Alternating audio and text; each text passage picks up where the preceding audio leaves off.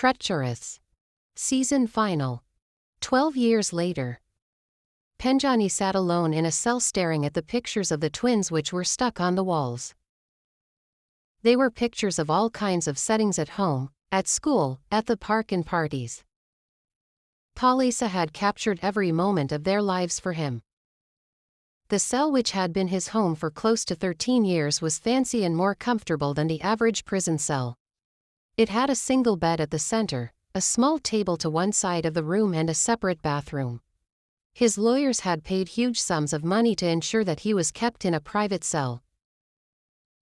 A few minutes later, the doors opened up. It was time for a standing count. All inmates were to stand outside their cell doors as the warden walked down the corridor to count them.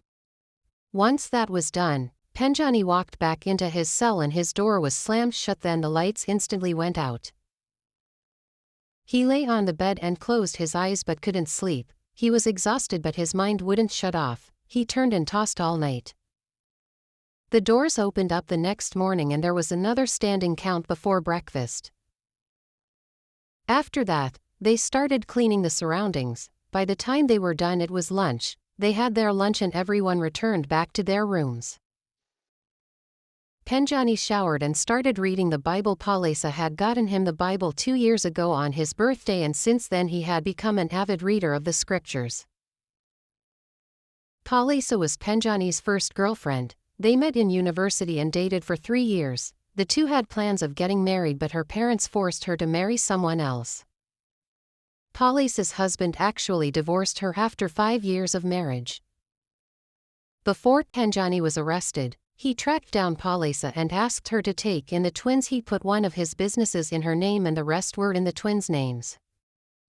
For the past 12 years Palisa had been taking care of the twins as her own. A few hours went by and then the guard came to get him. He had a visitor. The guard cuffed Penjani's hands before leading him out to the visiting area where Palisa was waiting for him. "Hey," she said. "Hey.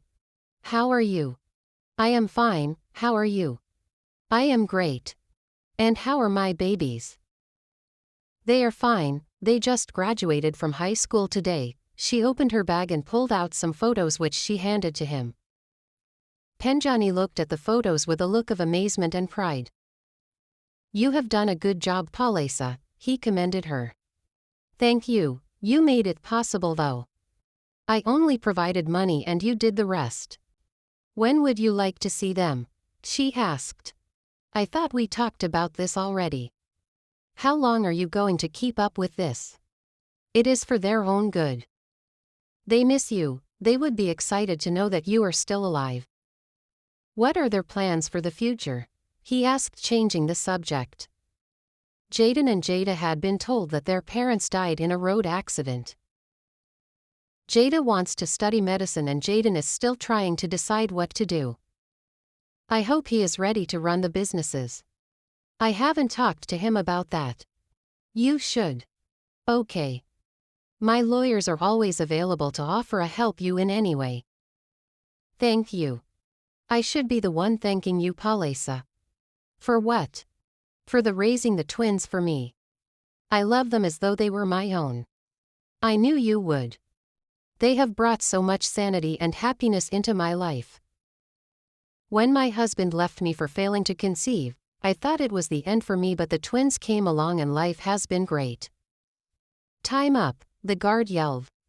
"I have to go now." He stood up. She handed him some stuff she had brought for him. "Thank you." "You are welcome and take care." "Sure." Penjani was taken back to his room and once inside, he stuck the photos on the wall. The photos made him feel like he was close to the twins. He missed them a lot and would have liked to see them and hold them in his arms but this was for the better. The twins were in good hands. He knew he made a good choice when he gave them to Palisa. Salma had been lying on the floor for nearly 8 hours. She was feeling very weak and sick because she had not eaten or drunk anything since morning. After that incident with Penjani that left her blind and crippled, Salma had no choice but to move in with her cousins. For the past 12 years her cousins had been treating her like an outcast. She was only enduring because she had nowhere else to go. When Salma heard the sound of the door opening, she braced herself for whatever might come next. "This room stinks," her cousin Gina spat on the floor. "Did you pee on yourself?" she asked. Salma kept quiet. She had peed on herself in the morning because there was no one to take her to the hospital. She had requested for a wheelchair from her cousins, but they had refused to get her one. Salma couldn't do anything without the help of others. "You are such a burden," Gina yelled. "I am sorry. Anyway, I am getting married soon and it won't be possible for you to live in this house, so we have arranged for you to move into a hospice. I am sure those people will take good care of you."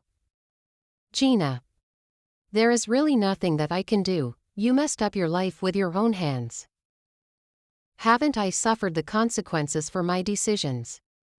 You will obviously suffer the consequences for the rest of your life. I wish I could die." Gina laughed. "Death is an easy way out for people like you. What did I ever do to you? You have always been a selfish person, and when you married that rich man you thought the world revolved around you. You treated us like trash and didn't respond to us when we needed help." Silence. "You deserve everything he did to you. When are you sending me to a hospice?" "Tomorrow." "Okay. I will bring you some food later if I have the time." "I will appreciate." Gina laughed before she walked out, slamming the door behind her back. Salma's life was miserable. Loneliness was taking a toll on her. She missed the twins and Penjani. Salma had made so many bad choices she actually regretted her past choices, her past decisions and her entire former life.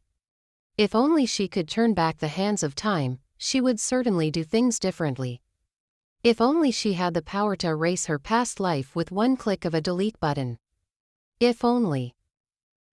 Salma had no idea about the whereabouts of Jaden and Jada. Over the last couple of years she had asked her cousins to help her find them, but they had refused to give her any information. Salma would do anything to hold her children in her arms and tell them how much she loved them.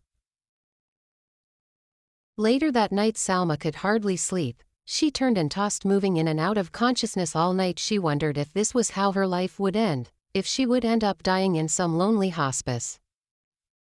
Penjani was actually right. What you give to others, it comes back to you eventually.